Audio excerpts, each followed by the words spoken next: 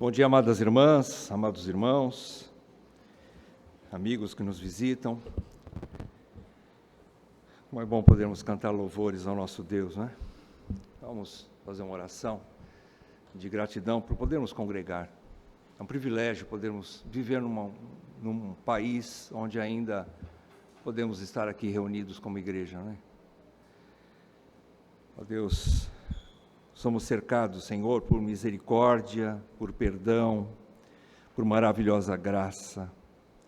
E, acima de tudo, por essa redenção maravilhosa, pelo único Deus verdadeiro. Nós adoramos nessa manhã o único Deus verdadeiro e a Jesus Cristo, o único mediador entre Deus e os homens.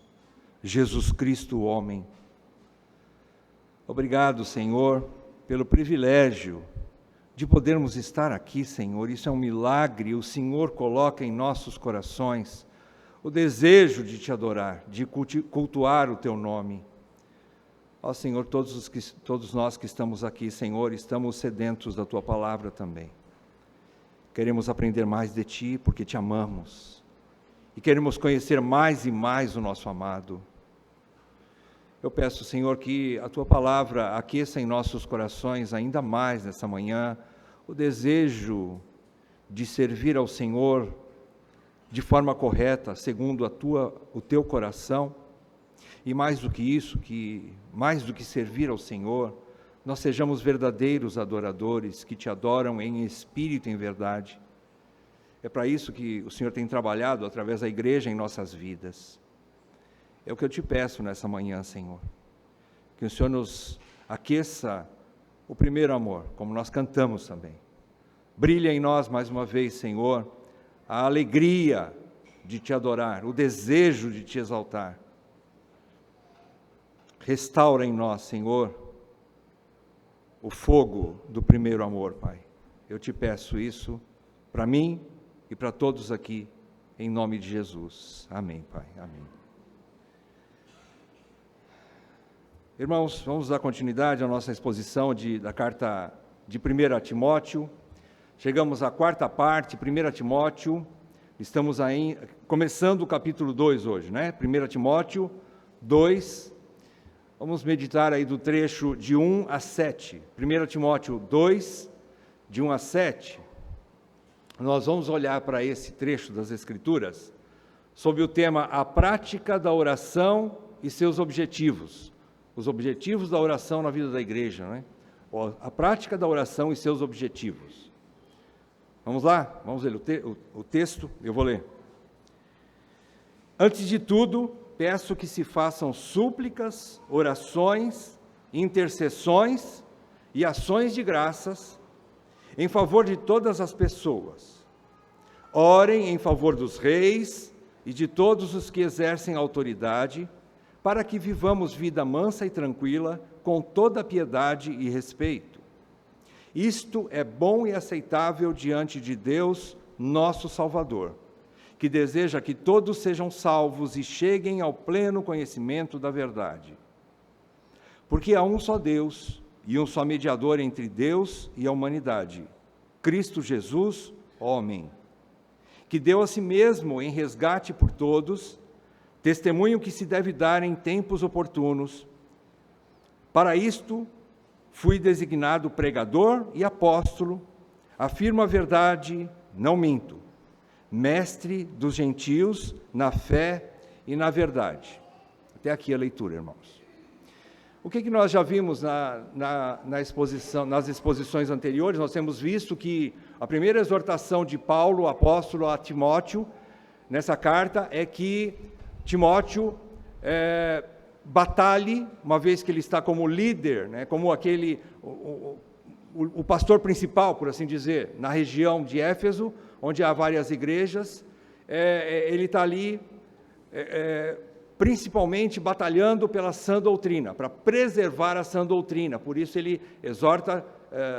Paulo exorta Timóteo para que ele possa ser corajoso no sentido de afugentar tudo aquilo que pode atrapalhar a sã doutrina, a pregação da palavra de Deus, que a igreja possa ser fortalecida, não é? Ou seja, Paulo fala para Timóteo: combate o bom combate que preserva a sã doutrina. Esse é o bom combate. Por quê? Porque é só a sã doutrina, é só a palavra de Deus que preserva no crente, em cada membro da igreja, a fé robusta, uma fé legítima e a boa consciência diante de Deus. Não há outro meio que Deus use para edificar a sua igreja, a não ser o Espírito e a palavra. Deus usa o seu próprio Espírito nos crentes para revelar a sua palavra, é isso que edifica. Então, Paulo roga carinhosamente: meu filho Timóteo, faça isso, combata o bom combate, e especialmente por causa do seu dom e do ministério que você tem pela imposição das mãos do presbitério. Então faça isso, de forma que você recebeu isso de forma solene, essa missão de ser líder dentro de uma igreja, então faça isso. Então essa autoridade delegada que Timóteo tinha, concedida pelo presbitério que impôs as mãos sobre ele, ela deveria então refutar as falsas doutrinas, os falsos mestres nas igrejas em Éfeso, para preservar a boa consciência de todos os irmãos, para que eles não viessem a naufragar na fé. Então é isso que nós vimos nas passagens anteriores. Então hoje nós vamos ver nessa segunda parte, aqui no segundo capítulo, Paulo fala de mais um elemento que Timóteo deveria fazer com que a igreja de Éfeso praticasse, para que a igreja pudesse preservar a sua fé. Ele vai falar sobre a oração. Ele vai falar nesse capítulo 2 todinho sobre a oração, o culto público e a oração em especial. Ele exorta a Timóteo para que liderança e os membros de uma igreja possam preservar a sã doutrina pela prática da oração. Queridos, como a oração é vital para a nossa fé individual e para o fortalecimento da igreja de Cristo. Como a oração é importante. E como é algo que, eu digo por mim, muitas vezes nós negligenciamos. Muitas vezes nós achamos que não é algo tão importante. Às vezes a gente até passa por cima através dos nossos compromissos diários e muitas coisas na cabeça para resolver, e muitas coisas para fazer na vida, e a gente acaba negligenciando a oração. Mas é um meio de graça que é um dos principais, além do estudo da palavra, da sã doutrina, a oração é vital. Então Paulo começa dizendo aqui que é como se Paulo dissesse a Timóteo: você não pode andar sozinho, você precisa ser corajoso, como ele exorta Timóteo no início da carta, no primeiro capítulo. Você precisa ser corajoso, você precisa ter atitude de líder, você precisa combater o bom combate, você precisa refutar a falsa doutrina com seus falsos mestres, mas você depende de Deus. Você nunca se esqueça da dependência que você tem de Deus, porque sem Deus você nada pode fazer. Então, ore e peça para Deus. Aqui, Paulo vai dizer algo tão importante que ele começa dizendo: a igreja precisa orar, porque isso que eu vou falar para você é vital para que a igreja continue em sã doutrina, para que a igreja continue viva. O que eu vou falar para você agora é extremamente importante. Então, não dependa somente da sua força, da sua sabedoria, do seu empenho, do seu conhecimento teológico, não dependa só disso, mas entregue-se ao Senhor. Você depende de Deus. Então, ore. Ele começa dizendo assim, versículo 1, Antes de tudo, peço que se façam súplicas, orações, intercessões e ações de graças em favor de todas as pessoas. Paulo começa dizendo o seguinte: você, Timóteo, eu peço a você que façam essas súplicas, orações e intercessões. Alguns autores dizem que, alguns comentaristas dizem que é praticamente a mesma coisa. É fazer um pedido, um rogo a Deus. Através das súplicas, é uma oração com mais fervor, por assim dizer, uma súplica, com mais intensidade, A intercessão é orar por outras pessoas, não só por si mesmo. Orações a seu próprio favor. Né? Então ele diz praticamente a mesma coisa. E depois ele conclui com ações de graça, ou seja, sejam gratos por tudo a Deus. Concluam as suas orações agradecendo a Deus. Ainda que os seus pedidos não sejam atendidos por Deus, agradeça, porque Deus sabe o que é melhor para você naquele momento. Então termina sempre com ações de graças, né? É isso que Paulo fala. Só que ele coloca aqui, antes de tudo não é questão de tempo. Antes de fazer uma leitura bíblica, ore. Antes de você fazer tal coisa, ore. Antes de você almoçar, ore. Nós temos essa prática, não tem problema nenhum. Mas esse antes de tudo não é questão de tempo, é questão de importância. Antes de tudo, ou seja, o mais importante, Timóteo, é que você ore. Que você ore para poder refutar o falso, para você ter discernimento do que é falso e assim você possa descartar, que você tenha coragem de continuar como líder na igreja, como presbítero dentro da igreja de Éfeso, que você tenha capacidade de Deus. Ore. Antes de tudo, Timóteo, você precisa de oração. Faça oração. Ore. É isso que Paulo está pedindo aqui para Timóteo, né? Antes de tudo, a prioridade em relação a outras práticas dentro do culto. Ore, Timóteo, e faça com que a igreja também ore. Faça com que a igreja, os irmãos aprendam também a necessidade da oração. E quando Paulo fala orar por todas as pessoas, não significa que ele está dizendo que vai acontecer, ou a salvação é universal, que todo mundo vai ser salvo. Não é isso que ele quer dizer. Mas ele quer dizer assim, ore por todo tipo de pessoa, inclusive pelo mundo. Sim, nós podemos orar pelo mundo, nós podemos orar pelas nossas famílias, podemos orar por pessoas, às vezes até que a gente nem conhece, irmãos que estão em outro país sofrendo perseguições, gente que ainda não foi alcançada lá na China, na Indonésia, seja lá onde for. Eu posso orar, ainda que eu não conheça essas pessoas. Aliás, eu devo orar por missões. Missões significa que eu não vou fazer o papel de Deus de estar presente até os confins da terra, eu não, mas a Bíblia nos chama que o Evangelho, a pregar o Evangelho até os confins da terra, então, que o Evangelho chegue em todas as nações, e a todo tipo de pessoa, seja rico, pobre, seja homem, mulher, seja branco ou negro, seja qualquer tipo de raça, tribo, língua ou nação, que o Evangelho alcance essas vidas. Então, todo tipo de pessoa, não faça acepção de pessoa. Sabe aquele camarada, né? Ou aquela pessoa, né? Que você às vezes olha para ela e fala, nossa, esse aí é vida louca, né? Que fala? Vida louca?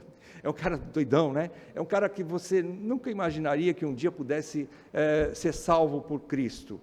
Ore por ele, irmão, não faça acepção de pessoas, coloque a vida dele no altar de Deus, né? Ainda que ele tenha passado aí, feito coisas assim que você fica até envergonhado de comentar, ou bastante triste por causa disso, mas não desista de orar por aquela pessoa, de interceder. Quem tem filhos que estão desviados, quem tem pais que não creram ainda no Evangelho, pessoas amadas que você conhece, e até mesmo aquelas que você nem tem muito contato, ore por todo tipo de pessoa, não faça acepção de pessoas, interceda por elas, é isso que Paulo está querendo dizer aqui, e a igreja tem que aprender isso, como Deus nunca fez, e não faz acepção de pessoas, a igreja também não faz, a igreja recebe pessoas que se arrependem, chegam aqui imundas, como as ovelhas que muitas vezes vêm para o aprisco, totalmente sujas, cheias de carrapato,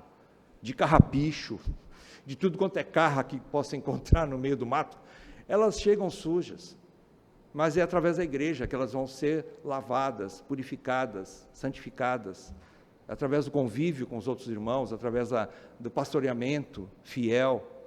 Essas pessoas vão ser salvas e tratadas, né, dentro de uma igreja. Por isso, a igreja local, queridos, é de vital importância. Ser membro de uma igreja é um privilégio que você nem imagina. Ser parte da noiva do Cordeiro Santo de Deus é uma honra que nenhum de nós merecíamos. Deus nos chamou para comer pão na sua casa, e nós estamos aqui comendo pão na casa de Deus, Quem poderia ser apto para chegar aqui? Nenhum de nós chega aqui limpo, puro, já pronto, mas o Senhor recebe, troca nossas vestes imundas, nos dá vestes de louvor, vestes brancas, nos dá um banho, nos revigora, nos limpa, né, de toda a impureza, está nos limpando, porque tem muita coisa ainda aqui dentro, né, que precisa ser limpo, né, precisa ser tirado para fora, tem muita coisa ainda, é um processo de santificação. Então, é isso que Paulo pede. Agora, em segundo lugar, no versículo 2, ele fala, orem pelos reis, né? Orem em favor dos reis e de todos que exercem autoridade. Olha, que interessante, Paulo está pedindo para orar, sabe por quem aqui, na época dele? Nada menos, nada mais que o cruel imperador Nero. Nero era imperador naquela época, era, por assim dizer, o rei do mundo. Era um semideus, ele se achava, não é? Era Nero. Cruel, extremamente perseguidor, não é, da igreja, principalmente dos cristãos, dos judeus. Nero, e Paulo fala, ore por ele, ore pelas autoridades, ore pelo governo civil, ore por aqueles que estão governando o seu país, a sua cidade, o seu estado, ore por aqueles que têm autoridade sobre vocês. Mas orar porque, além de salvação, ele diz aqui no final do versículo 2, qual é o objetivo dessa oração? Né? Para que vivamos vida mansa e tranquila, com toda piedade e respeito, para que nós tenhamos paz aqui agora, para que a igreja possa continuar se reunindo, porque nós somos chamados como verdadeiros adoradores, para adorar o Senhor aqui, semana após semana, após semana, após semana, até a última semana, que o Senhor permitir nós estarmos aqui, nós vamos estar aqui presentes. Se o Senhor nos recolher antes, glória a Deus, estaremos numa situação ainda melhor, porque vamos cultuar ao Senhor face a face. Mas se o Senhor voltar antes da nossa morte, Ele vai nos levar todos juntos para um supremo lugar, onde nós vamos fazer o que lá? Adorar o tempo todo. Lá não tem mais ministério, não tem mais presbitério, não tem mais diaconato, não tem mais nada a não ser louvores e adoração o tempo todo. Não há mais ministério algum, não há mais serviço que possa ser feito a não ser adorar e adorar face a face o nosso Redentor, o Cordeiro Santo de Deus, o Supremo Leão da tribo de Judá. É lá que nós vamos chegar. Então, nesse momento, enquanto nós estamos aqui, para que vocês tenham paz, para continuar a estar, nós estamos aqui, toda semana nós estamos presentes aqui, para estarmos fazendo um exercício, né? Como é que chama? Oh, meu Deus, me fugiu a palavra. Treinamento, né? O pessoal do louvor vem quase toda semana aqui fazer um ensaio. Meu Deus, a cabeça está ruim mesmo, né, gente? Deixa eu tomar um gole d'água. Quem sabe melhora. A Val sempre fala, toma mais água que a cabeça funciona melhor. É verdade, acho que é melhor. Ensaio. Nós estamos ensaiando aqui toda semana, para quando chegarmos lá no céu, a gente já está afinado, né? E não é afinado por estar cantando bem, viu? É afinado por estar com o coração quente por amor a Jesus Cristo. Essa é a afinação que nós precisamos, né? Nosso coração aquecido por amor a Jesus. Por isso que a igreja apresenta Jesus Cristo, né?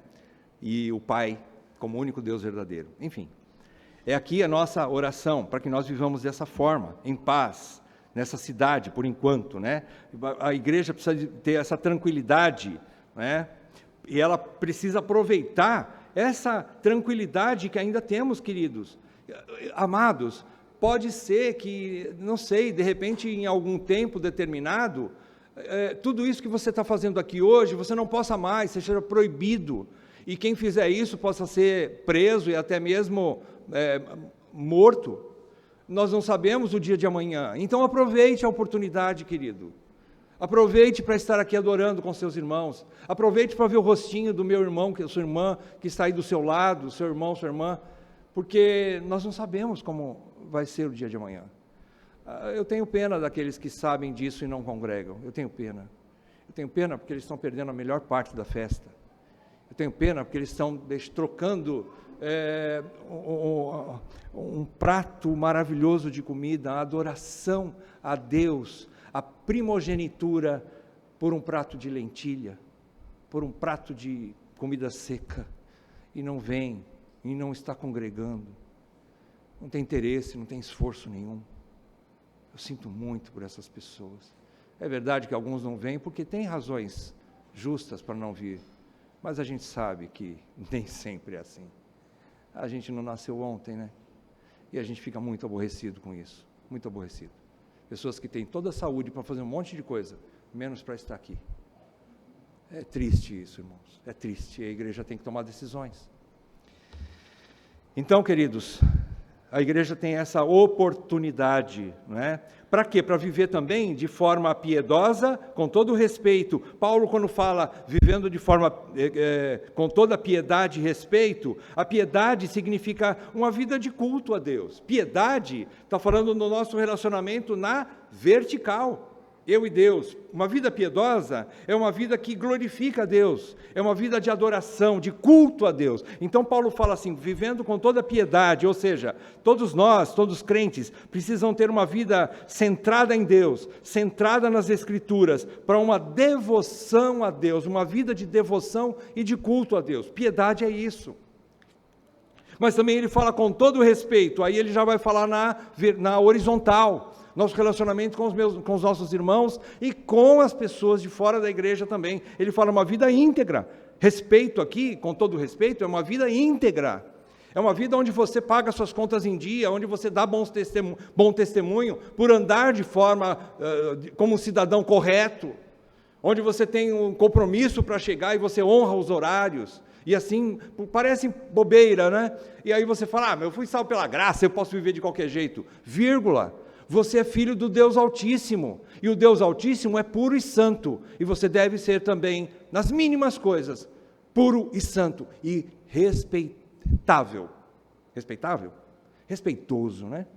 Ele precisa ter respeito, ele precisa ser íntegro, precisa ser uma pessoa que tenha responsabilidade, e a palavra dele é uma palavra de honra, é uma palavra que tem que ser honrada. E assim a pessoa vive com respeito. Se ele tem algum problema, num compromisso, ele não pode vir, ele liga para o irmão, fala, o irmão, a pessoa, será que for, irmão, hoje eu não posso congregar, tá? Porque eu estou com gripe, desculpa, eu não vou estar aí. Irmão, eu não posso ir hoje, porque furou o pneu do meu carro aqui, e eu não tenho como ir, está em cima da hora, desculpa. Enfim, isso é honrado também. Alguns irmãos avisam a gente, irmãos, essa semana eu não vou estar aí, porque eu vou ter que viajar, cumprir um compromisso. Isso é honra, isso é viver com respeito, é saber que a igreja de Cristo é a noiva de Cristo, e ela precisa ser respeitada. Saber que também você está num mundo que precisa ver o seu respeito, a sua dignidade, porque Deus fez você uma pessoa diferente, uma pessoa digna, e por conta disso, muitas outras pessoas vão ser contagiadas por esse trabalhar de Deus na sua vida. Você está brilhando as boas obras que glorificam o seu Pai, para que os homens vejam as vossas boas obras e glorifiquem o vosso Pai que está nos céus, diz o Senhor no Sermão do Monte. Então, essa vida de respeito, vida de integridade, não é? Então, Timóteo deveria levar essa mensagem às igrejas em Éfeso, para que a igreja possa orar pela paz no mundo em que eles viviam, no aqui e agora. O aqui e agora tem essa responsabilidade. Eu quero que você abra comigo, para a gente ter mais ou menos, farejando aqui, né? De onde Paulo pode ter se baseado nisso? Abre em Jeremias, capítulo 29, rapidamente, perdão, eu falei Jeremias? Jeremias, é isso mesmo. Jeremias 29, do versículo 4 ao versículo 7. Olha o que Jeremias escreve a um povo que estava no exílio, lá na Babilônia, sofrendo na mão de Nabucodonosor e outros líderes, né? Lá na Babilônia, estava fora da sua cidade, eles estavam no exílio, ainda não estavam na terra, oficialmente na terra deles. Então, Jeremias escreve, porque Deus mandou Jeremias escrever assim, versículo 4, assim diz o Senhor.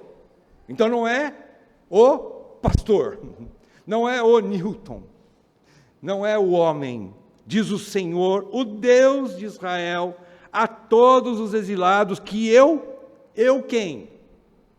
Deus, deportei de Jerusalém para a Babilônia. 2 pontos. Vamos ver o que Deus fala? Construam casas e morem nelas, plantem pomares e comam o seu fruto. Casem e tenham filhos e filhas. Escolham esposas para os filhos de vocês e deem as suas filhas em casamento, para que tenham filhos e filhas. Aumentem em número e não diminuam aí na Babilônia. Nós estamos aqui na Babilônia ainda, você concorda? Aqui ainda não é nossa terra. Ok? Nós estamos na Babilônia. Então ele está falando assim, vivam normalmente. Sejam normais. Comam, plantem, trabalhem, ganhem dinheiro, usem isso, não é, para o bem da sua família, para a edificação da sua casa, trabalhe, não é? Tenham filhos, casem-se, normal, uma vida normal, criem netos, criem filhos, né? Eu não estou falando de neto aqui, mas coisa boa é neto, né? Quem é vovô aqui sabe como é bom ter neto, né? Cuide dos seus netos, vivam normalmente, né? Aí na Babilônia. Olha o versículo 7. Procurem a paz da cidade, para onde eu os deportei, e orem por ela ao Senhor, porque na sua paz vocês terão paz. Então é orar pelo país onde você está, pela cidade onde você mora, não é? Aparentemente parece que esse mundo não tem mais jeito, esse Brasil não tem mais saída, mas ore por ele, ore por ele. Nós não estamos querendo aqui consertar o mundo, porque o mundo não vai ser consertado aqui agora. Nós não vamos orar para que o mundo melhore e fique perfeito. Ele não vai ficar perfeito aqui agora. O nosso mundo perfeito ainda está por vir. E não é aqui ainda. Então, sabendo disso, continuem orando pela sua cidade. Mas a igreja também nunca poderia perder de vista que a nossa pátria, ela é celestial. Ela ainda não é aqui. Nós não podemos ficar orando por prosperidade o tempo todo, como muitas igrejas ensinam. Nós não podemos estar orando somente para que não aconteça nada de errado aqui e agora, porque vai acontecer. Nós não queremos, é lógico, mas se acontecer, é soberania de Deus. E nós não podemos focar somente em ganhar dinheiro, como muitas igrejas fazem. É ter bens, como muitas pessoas fazem. Irmão, você vai criar raiz de novo nesse mundo, sendo que o Evangelho já te desarraigou desse mundo perverso? Você vai criar raiz de novo? Deus te libertou daqui para uma pátria excelente, muito mais preciosa do que essa pátria aqui agora. E você está correndo atrás do quê? Só trabalho, não tem tempo nem de adorar o Senhor? Então nós vamos orar sim por paz agora, mas nós temos que orar também, como Miqueias 2:10 fala. Miqueias 2:10 fala que aqui ainda não é o nosso lugar de descanso. Levantai-vos e andai, porque aqui ainda não é sua casa. Aqui ainda não é a nossa pátria. Então levante e ande, porque não fica aí, não é, só esperando cair do céu as coisas, não é? Mas façam as coisas que agradem o Senhor. Vivam em piedade, vivam em respeito, em honra, glorificando a Deus através das suas vidas. Versículos 3 e 4, aqui tem um outro objetivo das orações da igreja. Além de haver paz, não é? Ele está falando aqui, isto é bom e aceitável diante de Deus, nosso Salvador, que deseja que todos sejam salvos e cheguem ao pleno conhecimento da verdade. Então aqui, Paulo está dizendo que orem também, igreja, irmãos, comunidade, membros da igreja, orem para que tenham paz, porque se tiver paz, vocês vão continuar propagando o Evangelho. É isso que ele está falando nesses dois próximos versículos, 3 e 4, porque Deus deseja que todos sejam salvos e cheguem ao conhecimento da verdade. Mais uma vez, o todos aqui não é universalismo. Paulo nunca foi universalista. Ele foi o maior pregador da doutrina da eleição. É lógico, Paulo, é fantástico como ele fala com tanta liberdade, com textos bíblicos, né, sobre a eleição, a predestinação, mas só que Paulo, por não saber quem são os eleitos, ele prega para todo tipo de gente. Ele prega para Nero, se ele tiver oportunidade, ele prega para o imperador, ele pregou para a guarda romana, não é? Como é que chamava a guarda romana mesmo? Tinha um nome lá. Guarda pretoriana. Gente, os caras de elite lá de Roma. Eles tinham autoridade para cortar o pescoço de qualquer cristão, qualquer judeu. Eles podiam eliminar Paulo. Paulo pregou para eles. Paulo pregava para qualquer tipo de pessoa. Então, mais uma vez, Paulo não é elitista, né? Ou seja, que ele mesmo elege as pessoas. Só vou orar por aquela pessoa, só vou pregar para aquele lá, tá? Porque ele é bonitinho, ele concorda comigo em tudo, ele é limpinho, cheiroso. Não, às vezes você vai pregar para gente fedida também. Às vezes você vai pregar para gente que você não tem nenhuma expectativa. Nenhuma expectativa. Paulo diz para todo tipo de pessoa. A igreja não é elitista, queridos. Também não é universalista, sabendo que, porque eu preguei, a pessoa tem que ser salva. Todo mundo que eu pregar tem que ser salvo. Não, Deus é que sabe quem Ele escolheu. A missão da igreja é pregar o Evangelho. Ponto. Fale de Jesus Cristo. Ponto. Você não tem poder para salvar ninguém, mas Deus vai usar você como mensageiro do Evangelho para levar o Evangelho até os confins da terra. Vai usar a igreja, né? Não é só você, mais uma vez, né? Nós não temos condições, mas vai usar você para falar para os seus próximos, seus parentes, né? E quem sabe até mesmo, agora pelos meios, né? Pelas mídias sociais aí, né? Você vai atingir mais gente ainda, você pode atingir mais gente ainda. Deus te abençoe nisso. Então, Paulo está falando aqui que ele não é fechado para pregar, e ele diz para Timóteo, para que a igreja também faça isso, porque isso é bom e aceitável diante de Deus, o nosso Salvador, que quer que o seu Evangelho possa atingir todas as pessoas, até os confins da terra, e cheguem ao pleno conhecimento da verdade. E Paulo está falando isso, que cheguem ao pleno conhecimento da verdade, que não é somente o Evangelho superficial que salva, mas é um Evangelho que traz toda a verdade. E quem é a preservadora e guardadora, chamada de baluarte da verdade? É a igreja do Deus vivo.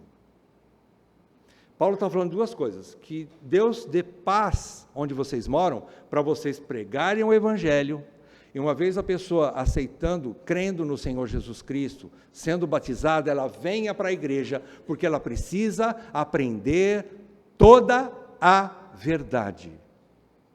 Nós, como cristãos, nós estamos aqui trazendo para a igreja todo o conselho de Deus, pregando todo o conselho de Deus. Então não é só ser salvo e fica aí solto, aí vai voando que nem andorinha por aí. Não, você tem que congregar. Você precisa da igreja, porque você precisa conhecer toda a verdade. Isso você não vai fazer sozinho. Através da igreja, que Paulo fala lá em Efésios também, né? Que a multiforme sabedoria de Deus é conhecida. Então é isso que ele está falando aqui, né? Paulo cria e ensinava a eleição divina, mas também tinha um fogo, né, no seu coração para pregar até onde ele pudesse ir. Ele queria ir para a Espanha, não deu certo, talvez não temos registro que ele foi para a Espanha, parece que ele não foi, porque ele foi preso em Roma e ali ficou, né? Mas ele tinha o desejo de continuar, ir além das fronteiras, de onde ele pudesse ver. Não tinha horizontes, Paulo, né? Ele tinha, aliás, o horizonte dele era bem comprido, né? Ele queria ir longe para pregar o Evangelho. É isso que Paulo queria, né? Então, da mesma forma, a igreja deve olhar dessa forma, né? E pregar, e orar, e pregar para todo tipo de pessoa, né? Porque Deus anseia que gente de todos os povos, tribos, línguas e nações façam parte da sua família. E onde é que você vê isso? Em Apocalipse 5:9. Apocalipse 5:9 diz que o Cordeiro salvou gente de todos os povos, tribos, línguas e nações, né? E para fazer parte da família dele. Então é isso que Paulo está querendo ensinar aqui. Fechando, Paulo nos dois últimos versículos, 5 e 6, aliás, faltam 3, né? Mas nos versículos 5 e 6, Paulo mostra agora qual é a única mensagem que deve ser testemunhada diante de todos os homens, sem acepção. Mais uma vez, tá? Pregue para todo mundo, até mesmo para a pessoa que você nem imagina que possa te ouvir. Prega. Eu não vou contar meu testemunho aqui, mas tá bom, vou falar só um pouquinho. Eu já preguei até para um camarada que era meio louco. Lógico, aí falta um pouco de inteligência, né? Mas o cara, é lógico, ele não me ouviu, né? Mas foi assim uma maneira de Deus aquecer meu coração, né? E eu aprendi, lógico, tem situações que não dá para pregar, mas Deus é poderoso, né? Para salvar.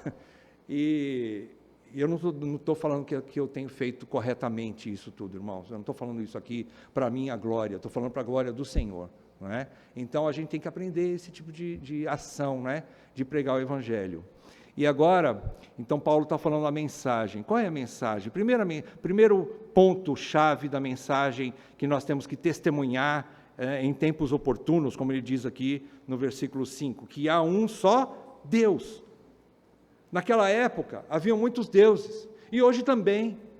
Apesar de muitas pessoas estarem apegados, não, eu sei quem é Deus, eu creio em Deus, mas você crê no único mediador também, aí ele completa, né? O único mediador entre Deus e os homens, que é Jesus Cristo, ou seja, você só vai conhecer Deus em Cristo. Você acredita nisso? Não, peraí, eu tenho a santa tal, a santa fulana de tal, elas também são mediadoras, não são não. Não são não. Você precisa entender que a Bíblia diz que o único mediador entre Deus e os homens é o Filho, Jesus Cristo. O único mediador entre a humanidade e os homens é Cristo Jesus, homem. Por que homem? Porque Ele é o único ser, por assim dizer, né? Eu nem deveria dizer essa palavra, falo com toda reverência. O único ser, porque Ele é mais do que um ser. Ele é eterno. Mas é a única pessoa que tem as duas naturezas. É o único que é Deus e homem. O único que ligou a divindade santa, pura, 3 vezes santa, com o homem pecador, a carne. Ele é o único que uniu os dois numa só pessoa, Jesus Cristo, homem. E Ele é o único que pode salvar pessoas da mesma espécie dele, homem. Ele fez a reconciliação na cruz do Calvário. Cristo Jesus, homem, que ele completa, Paulo completa no versículo 6, né? Que deu a si mesmo, que se entregou a si mesmo, como resgate por todos, testemunho que se deve dar em tempos oportunos, ou seja, não percamos tempo, né? Tempo oportuno, qual é o tempo oportuno da Bíblia? É amanhã? Foi ontem? Tempo oportuno é hoje, agora. Agora é o tempo oportuno. Hoje é o tempo de Deus. Então, Paulo está querendo dizer que... Onde é que nós estamos mesmo? Versículos 5 e 6, né? Ele está querendo dizer que há um só mediador entre Deus e os homens, além de conhecer o único Deus, e esse único Deus veio nos salvar, porque quando Cristo Jesus vem nos salvar, é o próprio Deus que está encarnado ali, vindo salvar, porque não são 2 deuses, mas um único Deus. Agora, na missão do Filho, na missão de resgate da criatura que Ele fez, com todo carinho, a criatura que Deus fez de uma forma mais completa, né, para ser o único ser que pode adorar a Deus, é o homem. Então Deus vem em resgate do homem através do Filho, o homem, Jesus Cristo, que se encarnou para isso mesmo. Ele é o único mediador entre Deus e os homens. Essa é a mensagem que precisa falar em tempos oportunos. É mostrar que é através de Jesus e nada mais, não há mais condições, nunca houve, né? Nenhuma condição de ser salva a não ser por meio do Filho, do Messias. No Velho Testamento, o Messias que viria, era futuro, mas agora nós já estamos na era do já veio, né? O Messias que já veio. Então nós cremos naquele Messias que já veio. É essa mensagem que se deve pregar em tempos oportunos. É não perder tempo, queridos. E Paulo fecha mostrando que ele deu exemplo disso. Ele diz, para isto, versículo 7, né? Para isto fui designado pregador, apóstolo, afirmo a verdade, não minto, mestre dos gentios na fé e na verdade. É interessante, né, que Paulo fala aqui das 3 missões que Deus deu para ele, e são distintas, né? Ele fala, eu fui designado pregador. Quem é o pregador? O pregador é aquele que leva o evangelho, é aquele que prega o evangelho, é aquele que leva a boa nova, né? É o pregador, aquele que como dizem Isaías, né? Maravilhosos são os pés daqueles que anunciam coisas boas, né? Que anunciam a salvação. Então aqui Paulo é o pregador, é a boca de Deus que leva o evangelho. Mas ele também se chama de apóstolo, ele é apóstolo, como o versículo 1 fala, não por vontade própria, mas pela vontade de Deus. Ele foi chamado para ser apóstolo. O que é um apóstolo? Os apóstolos foram pessoas que foram testemunhas oculares do Cristo ressurreto. Eles viram o Cristo ressuscitado. Aquele Cristo que já ressuscitado em glória, apareceu para Paulo também. Ele viu, então o apóstolo é alguém que viu com seus próprios olhos de carne o Cristo ressurreto. Tem apóstolo hoje nessa categoria? Não tem.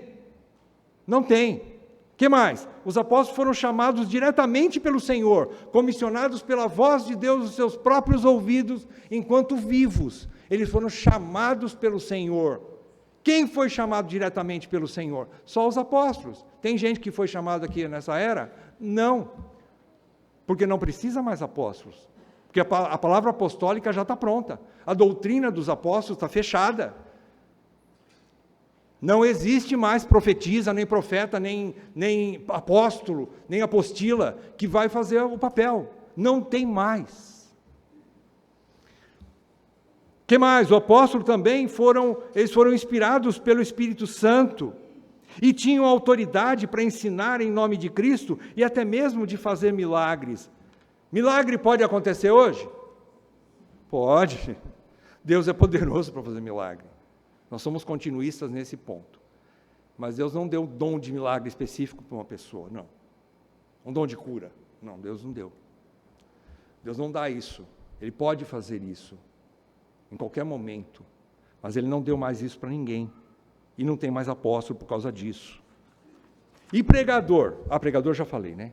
Agora mestre. Paulo também se coloca na categoria de mestre, porque pregar a palavra para a salvação é uma coisa, e ser mestre, ou seja, modelo de cristãos, para que aquele novo convertido, que o pregador pregou, ele foi salvo, agora ele está na igreja, caminhando com a igreja, ele precisa de mestres. Ele precisa de mestres da palavra, que ensinem a palavra e mostrem como se faz, e mostrem como andar. Um líder que tenha coragem de assumir a responsabilidade. Seja meu imitador como eu sou de Cristo, como Paulo fez. A igreja precisa de homens assim, mestres que querem pagar o preço. E custa caro. Mas é isso que Deus está chamando, né? Está falando, eu sou mestre, alguém que guia os redimidos pelas implicações da nova vida em Cristo. Eles têm agora uma nova vida, são novas criaturas em Cristo. E como membros de igreja local, esses mestres dão a eles essas instruções sistemáticas sobre a doutrina, a sã doutrina, e também sobre a ética cristã. Eles vão aprender como é que eu vou ser um bom marido daqui para frente, um marido cristão, uma esposa cristã, um pai cristão, uma mãe cristã, um filho cristão. Como é que eu vou aprender a andar como um funcionário cristão, como um cidadão cristão? Como eu me comporto? Eu preciso ter a vida da igreja. Como é que uma pessoa se batiza e depois começa a caminhar sozinha e não depende mais da igreja local? Para onde que ela vai? Ela está aprendendo com quem?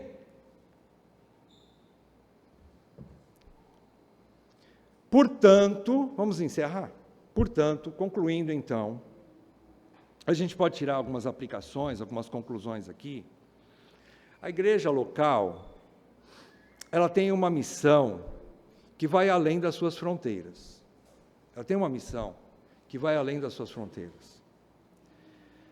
Todos os crentes, membros de verdadeiras igrejas bíblicas, eles devem ser convocados a orar constantemente para que haja paz no mundo, com o objetivo de que o Evangelho atinja todas as raças, todas as classes sociais, todos os países.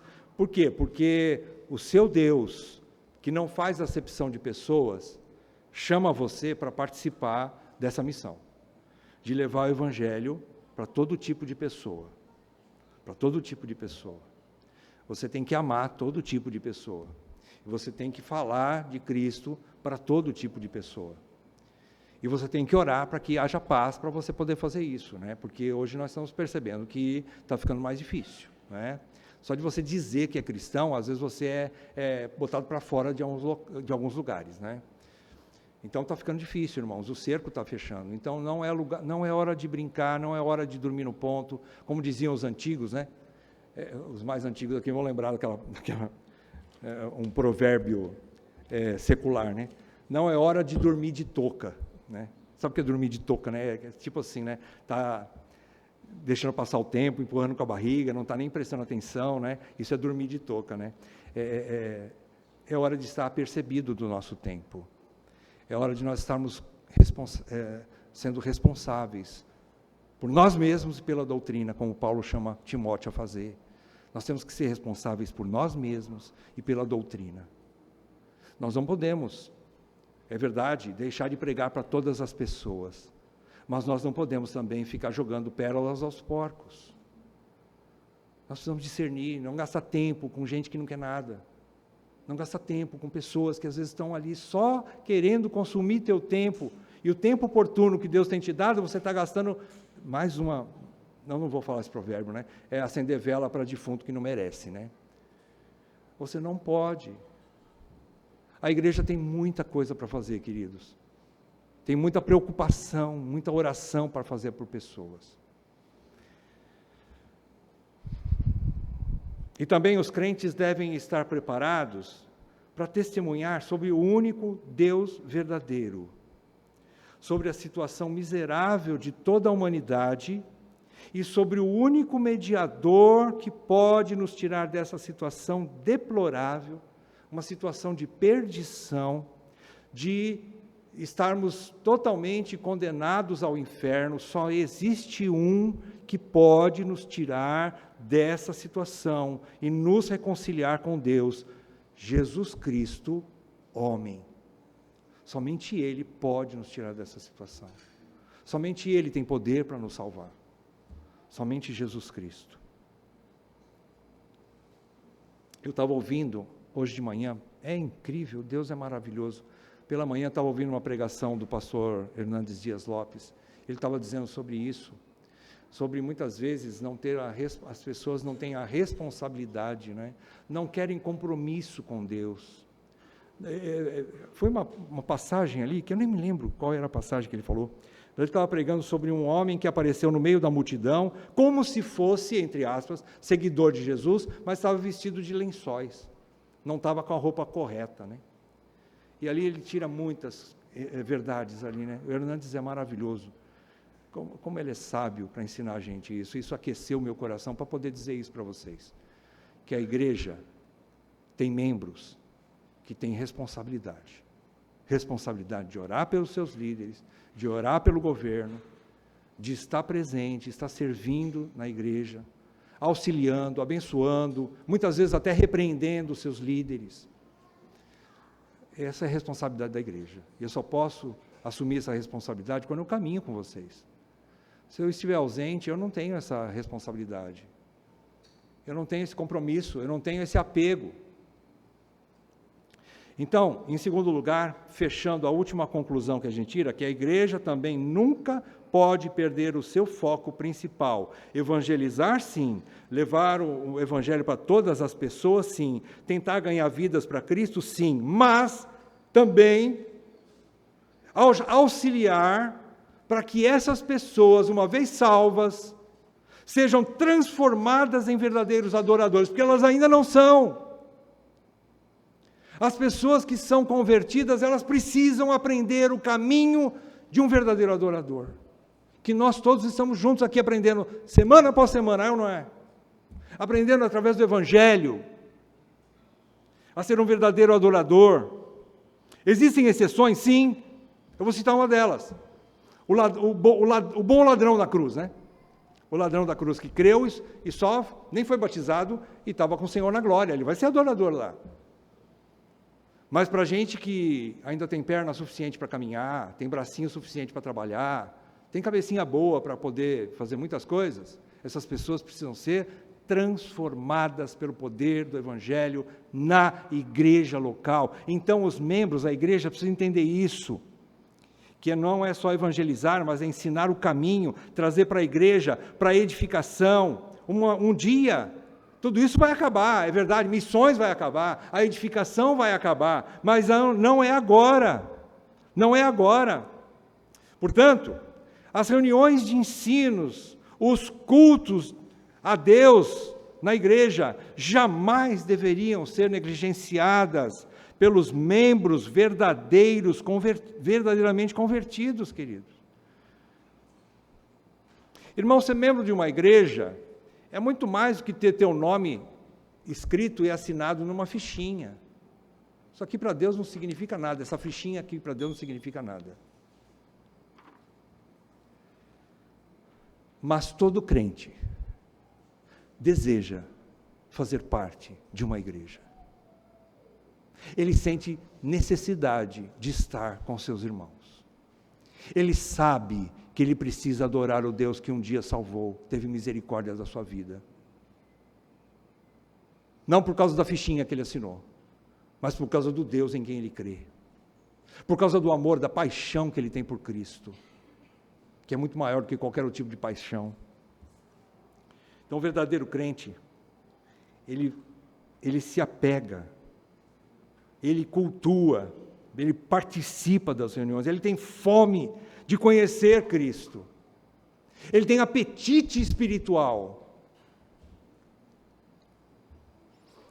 E outra coisa, não é só para poder trabalhar para Deus, porque muito além de trabalharmos para Deus, Deus procura seus verdadeiros adoradores para adorá-lo em espírito e em verdade, e para isso, Deus trabalha em nós primeiro.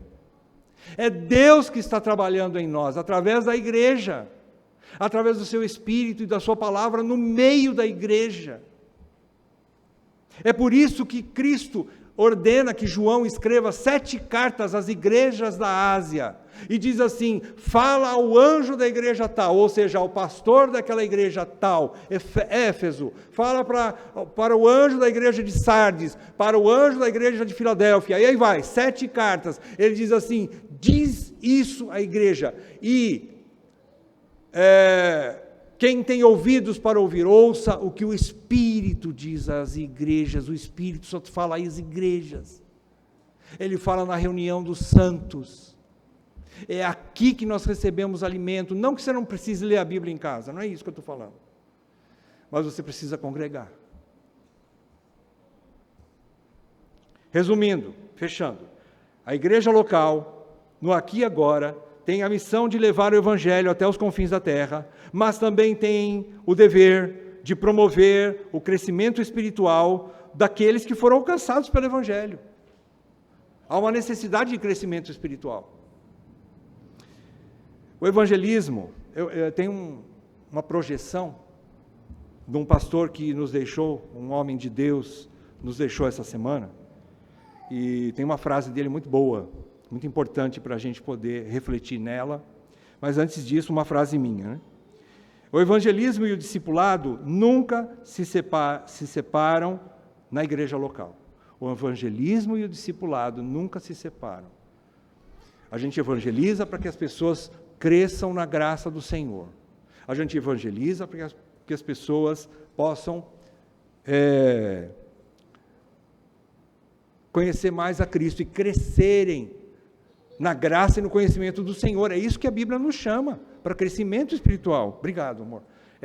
O texto, se vocês quiserem conferir, que o Hernandes pregou hoje de manhã, Marcos 14, 51 e 52. Tá? O jovem coberto com lençol. Marcos 14, 51 e 52. Amém. Esse texto é fantástico. Eu achei muito preciosa essa pregação.